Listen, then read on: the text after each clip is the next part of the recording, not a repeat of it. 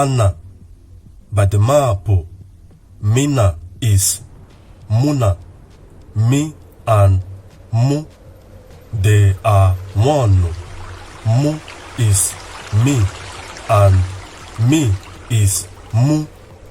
Anna is what? Ni represent what?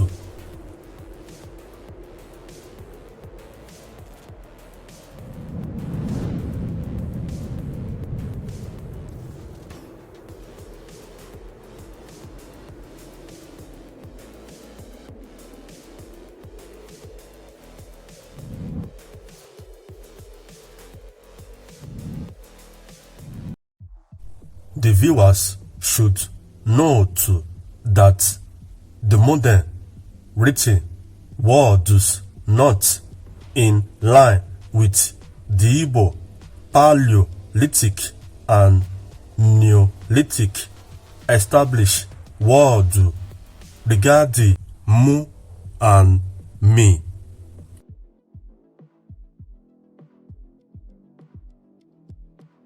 Men, I don't mind this sneaker and the material not ratio. I know I not get better leg, but I get to manage it like that. So for your mind, as you sit down, don't look from here, go. Just assume it's in a trouser you see. Now so it be. Alright, first of all, thank God W4 still there backstage. I did there they watch W4. Nigeria artists I beg. If you know so you they sing, you they perform, wear trouser, we big. People wife they here, people girlfriend they here. W4 just so trouser, we tighten to make things worse, to deceive women, couple big vibrator for them.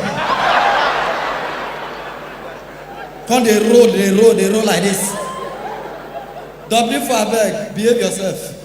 Not come deceive people here. Deceive our Nigeria girls anyhow. Think say you gather, nothing. People will gather and slim guys like us. If you see us, you run. And people like us, now Bible see, now get shout, greater he that is in you than he that is of the world. Hallelujah.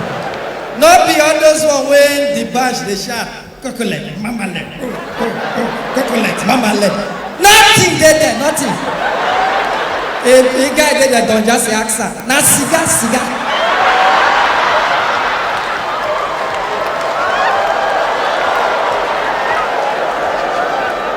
You go hear the deceive guy, mama leg, cocolet.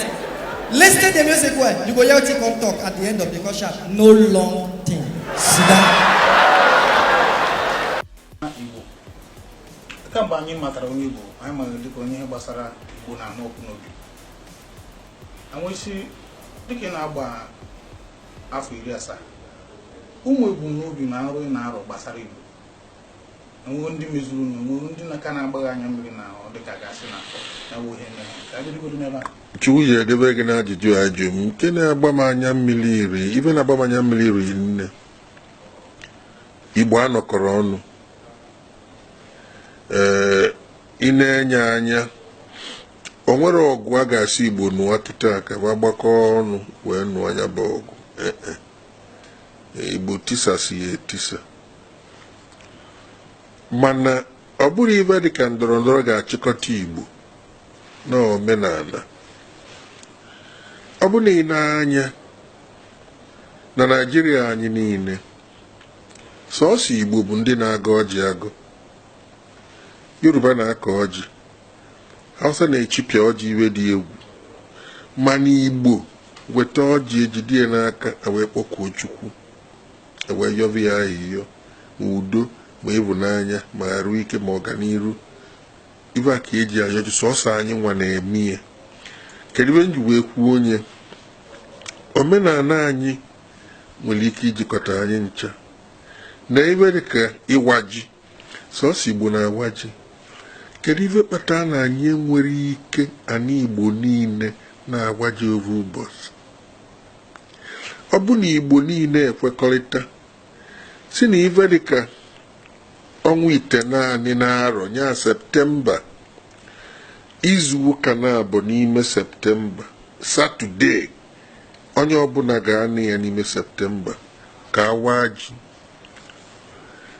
Ibu na ebe ọbụla Igbo nọ eyile abụ Igbo eje abịa egote ji egote ọkụkụ, onye ọbụla bụ nwoke si agalite na ndị buru na awa ji tata. Igbo niile awaka ji ọnụ. Mgbọsị a ga-awa ji, onye bụ gọvanọ na Ebonyi achịkọta mmadụ one na one sitebe Enugu eziga Anambra eziga Imo. Etu a ịbụ na anọkọ ọnụ etu a anyị agba egwu eji mara Igbo, anyị eti mmanwụ. Ụdị egwu ụmụ agbọghọ na-agba, ndị na-akara ọkpụsị ala na-agba, ụmụ omeligwa na-agba ma ọ bụ na ọnwa a na-eti n'obodo, agba anya agba mgba eji mara ọ emekọ ibe niile ọnụ. A na-asị na Igbo ejikọrọ ọnụ. Ndị Igbo n'obodo a da mutane sun lura a 1984 hanyar da muka bi muka an so kuɗi da kayayyaki daban ce, saboda lokacin na mulkin soja ne. Amma yanzu su manyan ƙasashe inda ake zuwa a ajiye kuɗin nan do not reflect the actual ire and sound.